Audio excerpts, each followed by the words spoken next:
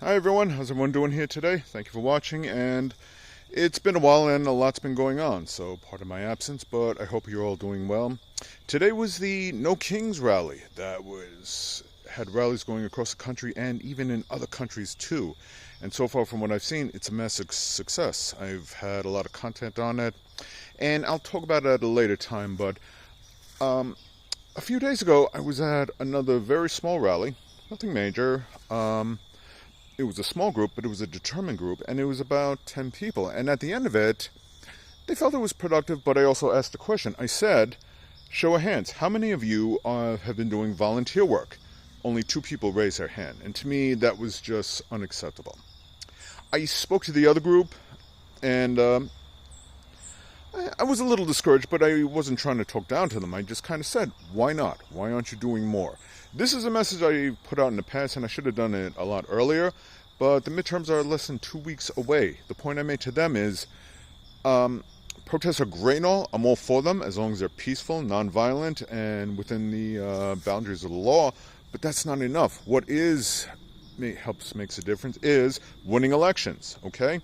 With the midterms coming up, there's some key elections. There's some in Virginia, there's the governor's race in New Jersey, there's the New York City mayoral race with Zoran Mamdani, and even if those don't really get your interest for whatever reason, I'm sure you've got local elections in your area. There are a couple of reps who are not doing the right thing, Republicans, no big surprise, and one of them's up for re-election, so I've been trying to help with the person that's running against him. It doesn't matter who, but you really, really need to get involved, so I'm sincerely hoping you can make some efforts. One person joked when I told him I was doing canvassing, but I had to stop for personal reasons, but I was doing other volunteer events as well. He joked, but also was semi-serious, said he didn't want to get shot. And I said, well, I've canvassed on and off for quite a few years now, and I've yet to take a bullet. But let's say canvassing's not your thing. Okay, fair enough. You can do some phone banking. You never done it before? Well, then pick up the phone and try, for God's sakes. It's not that difficult. And if talking to people really isn't your thing, if you're that shy or socially awkward, okay, I understand. There's still an opportunity to do postcards, at least for the local elections in your area. Out of state, not so much, because it's too close to the wire.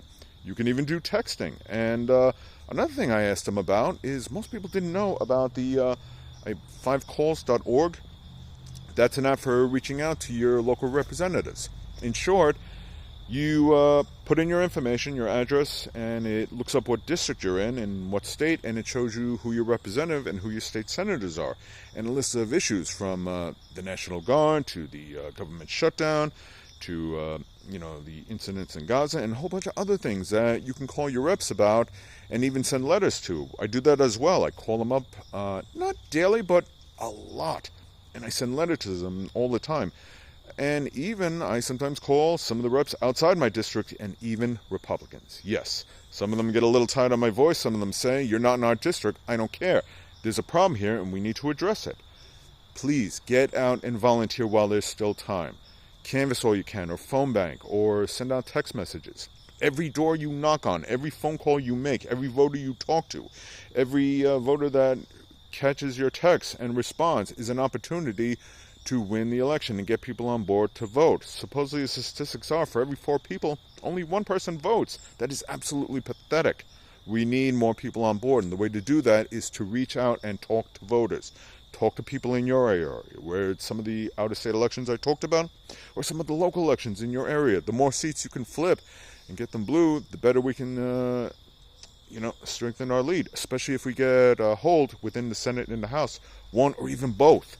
And like I said, if you still don't have time to do any of that, if you're really that busy, I kind of get it too. I'm not saying, I volunteer every single day. But if you do like 2 or 3 hours on a weekend or after work, you just put in like an hour knocking on some doors and making some phone calls, it's something. And if all else, donate. You don't know how? Go up, look at what's going on in your area and look up to their websites and everything. You can donate. You can sign up to volunteer there. There are plenty of ways to doing it. Inaction in itself is an action, and that's the wrong thing. Get proactive. Get out there and volunteer your time, please, while there's still a chance, okay? Because the midterms are essential in getting a lead. And, you know, with that lead, we can put a wedge into a lot of Trump's plans, who's already got Project 2025 going through. His corruption knows no bounds, and he doesn't care about the rule of law or the Constitution or the American people. Everyone, for a majority within the GOP, especially the ones who voted in support the big beautiful bill, are as un-American and unpatriotic as can be. They don't care about the American people. These protests are good, but volunteering is so much more.